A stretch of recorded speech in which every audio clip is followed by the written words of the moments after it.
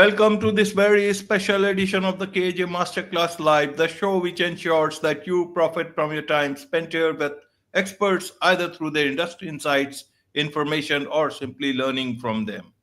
And today we have Lisa Johnson, a high conflict divorce strategist and legal abuse expert. And she shares battle tested strategies for handling narcissistic exes, protecting your rights in court, and safeguarding your children. Welcome to the show, Lisa. Thank you. Nice to be here. You are welcome. Welcome to the show. Welcome to India in this online form, Lisa. And I'm sure not just in India, but a lot of people across the globe will benefit from what we are going to talk about. We'll talk about high conflict divorce, how to tackle that, also about winning against legal abuse. All will talk that. But before that, Lisa, let's talk and understand a bit about your journey, your background, your story, so that people know who they are listening Okay. to. Okay. So I was in my marriage relationship for about 20 years and never realized that anything was seriously wrong. And then the last couple of years found out he was living a double life, decided to get a divorce, met with an attorney, and the attorney said, this is going to be a really bad one. And I thought, what? How could, my husband is a good guy. He just did some bad things. And then when we started the divorce process, it took a year and $100,000, which I'm paying back those loans forever. And then I was in the court for another several years, about 10 years total, just trying to enforce the agreement that we made together. And so that's when I learned the term legal abuse, which is really where somebody's ex uses the legal system to control, harass, intimidate, coerce, and impoverish another person.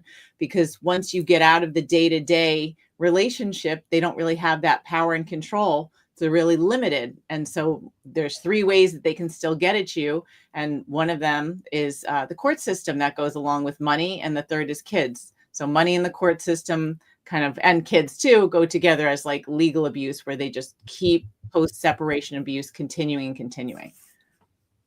Absolutely, absolutely, Lisa. So, what is it that you are trying to tell people through your, through the way you are messaging, communicating, and trying to talk about, also through your books? We'll come to that.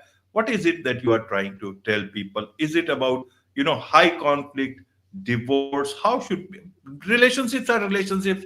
Many a times they do not go well, and it is an accepted fact in every part of the world now that it cannot go well. But why those conflict? Why does these conflicts come in? Help us understand a bit of this, especially in the say US background or any background that might apply to.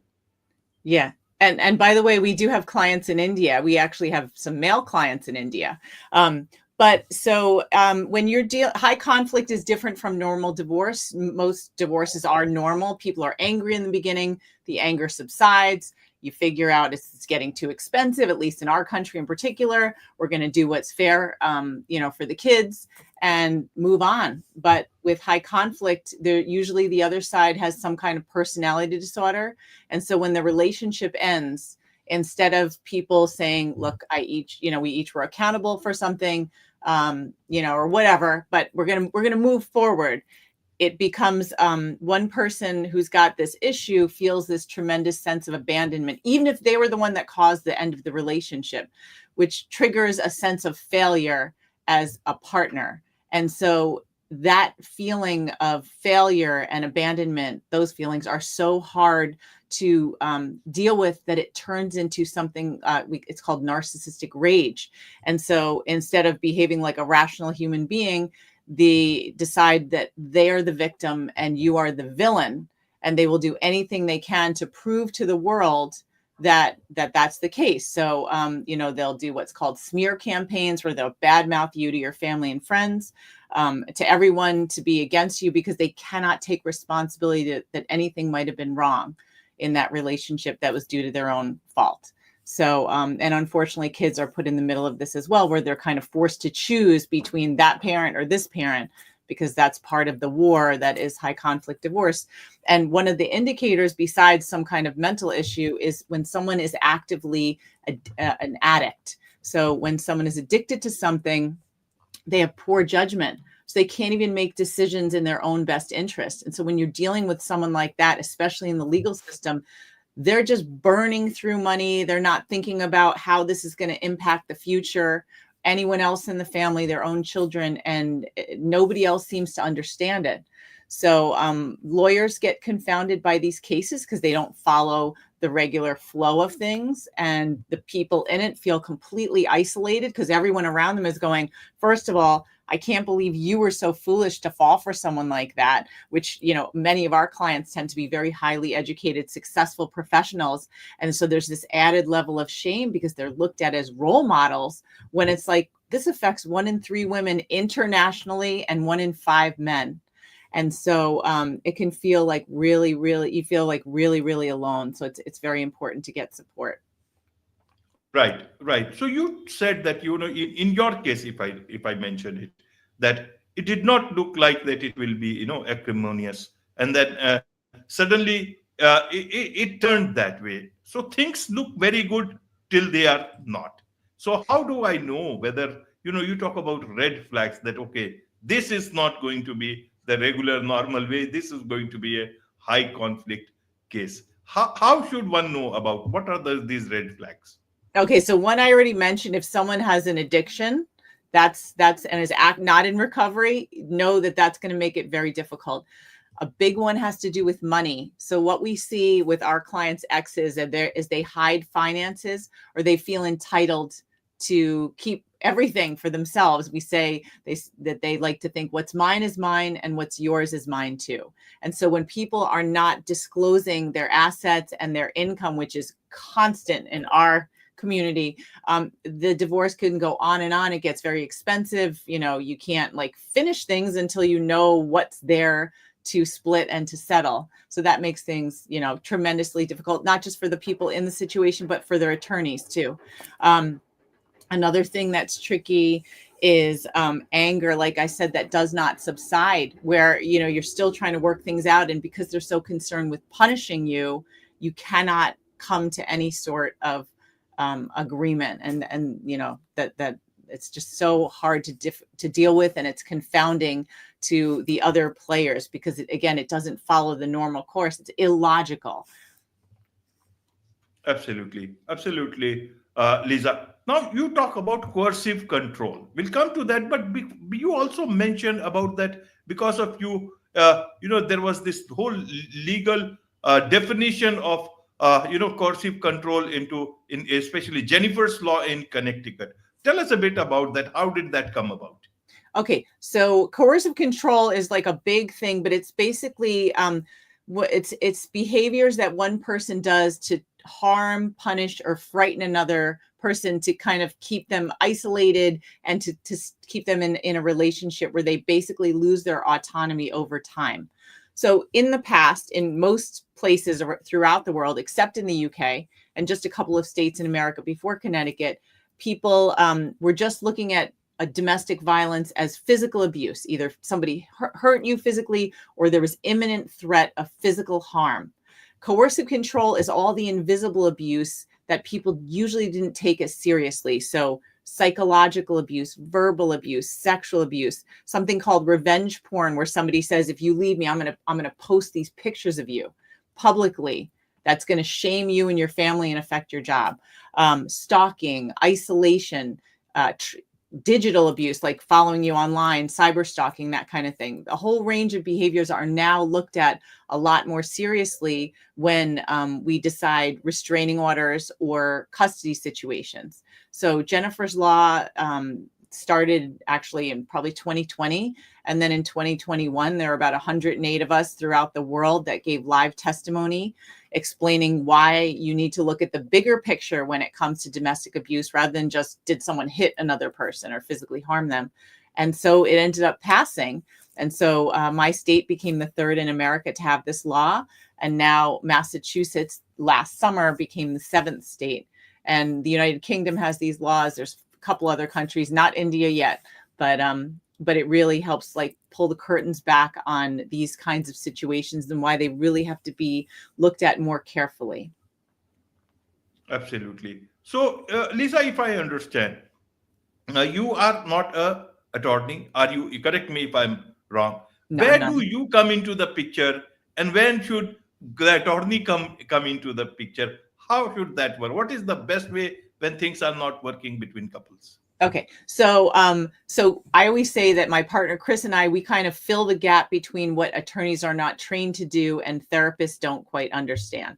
So we attorneys are trained in logic. Like I said, they think, okay, we're going to be fair, we're going to do what's best for the kids, but they don't understand that in cases like our clients and our communities, the people that we're dealing with on the other side don't care about those values. They care about me, me, me, me, me, me. So all the negotiations, everything has to be approached very differently when you're dealing with someone who really just cares about themselves.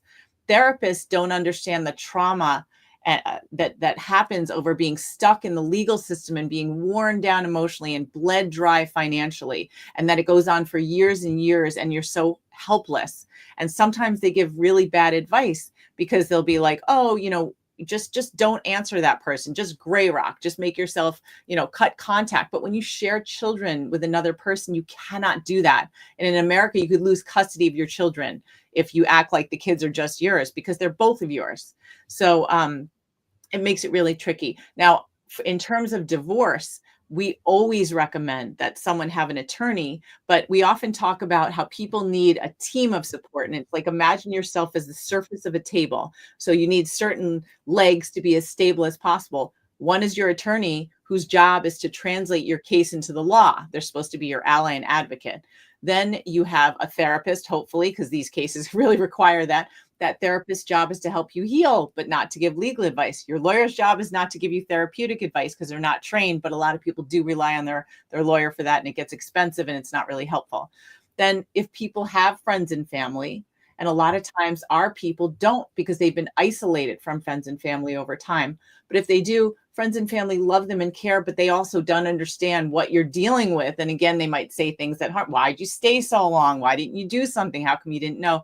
So that can feel like more harmful. And then Chris and I sort of step in as the strategist because we kind of bridge a lot of those areas. I'm a state certified domestic violence advocate. Chris is a trained certified high conflict divorce coach. I was in the court system for 10 years with my own case. I represented myself successfully for 7. My case became case law for the state. My training is in education. And so we kind of fill the gaps. We have a weekly legal abuse support group. And like I said, our clients are from all over the world. We actually blend our men and women together, which is really unusual in this space. But we, because our clients tend to be in general, like very highly educated professionals, we do have lots of lawyers that hire us for themselves because they're like, you guys are strategists, like you kind of think outside the box. So it's great to see people who are so resourceful sharing information.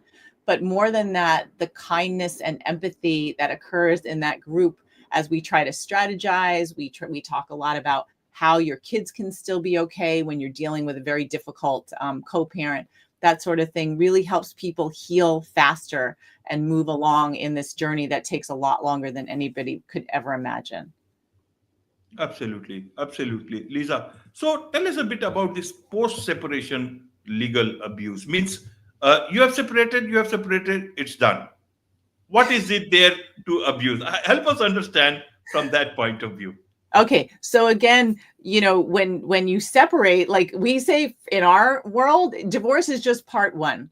Then if you share children, there's the co-parenting. And so it's basically like you have your own personal terrorist through the communication, because most people have to share legal decision making. So that means over the 4 major issues, at least in this country: medical, including mental health, education, extracurricular activities, and religion.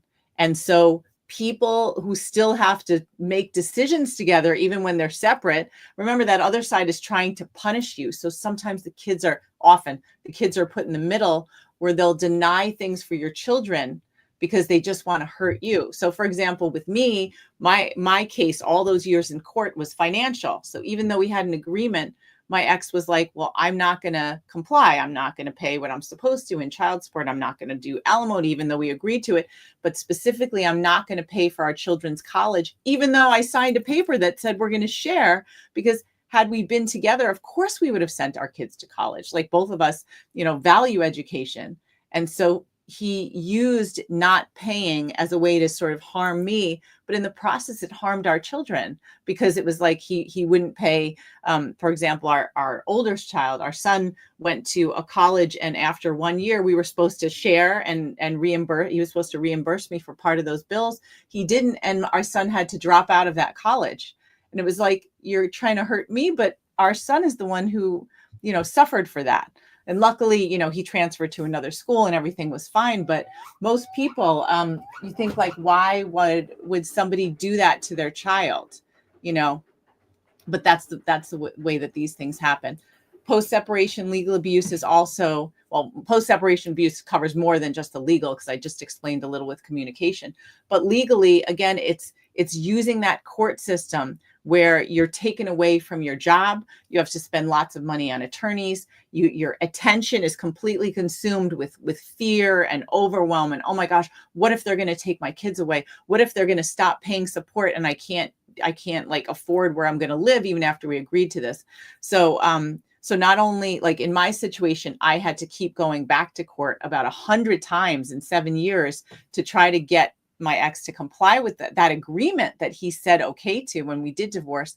But there's something called vexatious litigation or frivolous litigation. And that's where the other side is constantly filing motions against the other person so that they're forced to go to court and be like, that's not true, this didn't happen. And it's just terrifying to live like that. And you always feel like you're waiting for the next bomb to drop. You always feel this sense of dread of like, if I'm not this perfect parent or this perfect person, I'm going to get in trouble and I'm going to lose something. And it's almost like you get so accustomed to living like this that you don't even know what you're afraid of anymore. And so that's where we come in and we sort of like help you kind of get your ex's voice out of your head a bit and make you understand what rights you actually do have, the things that the courts actually care about, what they don't, but especially help work on strategic communication with somebody that is just trying to frighten you. One of my favorite quotes comes from a bodyguard friend of ours, and he says, an abuser's greatest tool is fear. And so when you're in a fearful place, you cannot make good decisions. And so we do a lot with helping extract that fear, and it takes a little time and work, but you can see the difference. And we work only exclusively over, something like Zoom or Kajabi, where we meet virtually because our clients are all over the world. And you can see in the beginning when we first meet with them, how a lot of times they're holding their breath, or their faces have the strain and the stress. And then sometimes just after 1 or 2 sessions, that relief where it's like, you see it. And I've said to a lot of our clients, look, you're not holding your breath anymore. So it's very rewarding. Absolutely. And in whatever, whether high conflict or less conflict or no conflict, but especially in high conflict, is it a good or does it happen that way, that you can still communicate with your ex directly, with all this process going on post that so many things are still left to be discussed? Is it a good idea or is it not a good idea? It should be left to experts like you or attorneys. Okay, let me define directly. So you're the parents. So we're assuming there's a child or more children involved. So you're the parents. First of all, lawyers are not trained in communication, and it is very expensive.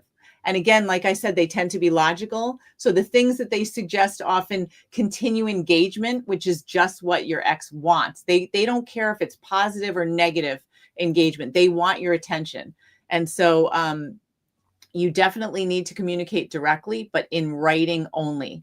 So we just released a course. It's called How to Communicate with Your Ex Without Destroying Your Case or Losing Your Mind. Because this is the number one thing we see that people like get freaked out about, where they have post-traumatic stress disorder, that they can't move on because they're so frightened. Every time they get a message from their ex and they hear the ding, the notification, their heart races, their stomach tightens. Like that's normal. So they have to learn how to communicate properly.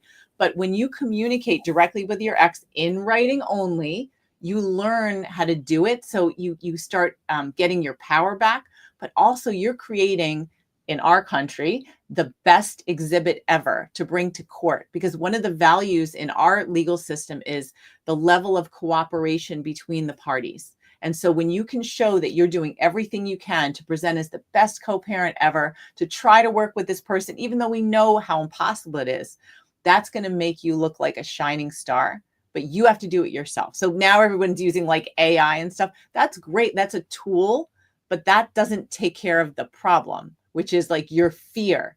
So you have to learn to basically stand up to a bully. And to me, like also being a professional writer and educator, like this is one of the most powerful things you can do, is to learn how to communicate effectively. And it's something that anybody can learn.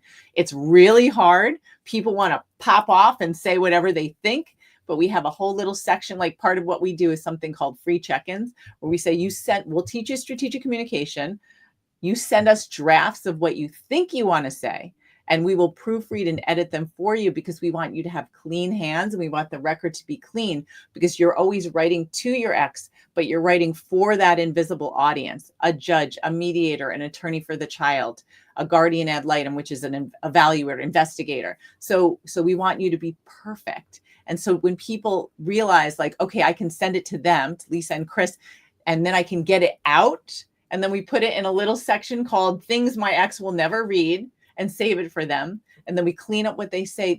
They start learning how to do it themselves. So again, this is really empowering, because we have to remember that people have come out of these abusive relationships where over time, without meaning to, they've given their authority to the other person. And so now it's a chance to take your life back. We don't want you to repeat the cycle. We don't want you to say, okay, I got out of this relationship. Now I'm going to pay a lawyer $25,000 or more, and they're going to save my life. They're going to write my stuff for me. You can't do that in these cases. It's like we say, you got to put on your big girl or big boy pants and be like, I got to figure out what's going on. I can't just be passive anymore. There's no blame in that, but it's like, now is your chance to have a new life, and you can learn so much from it, And so communication to me is the best way to do that.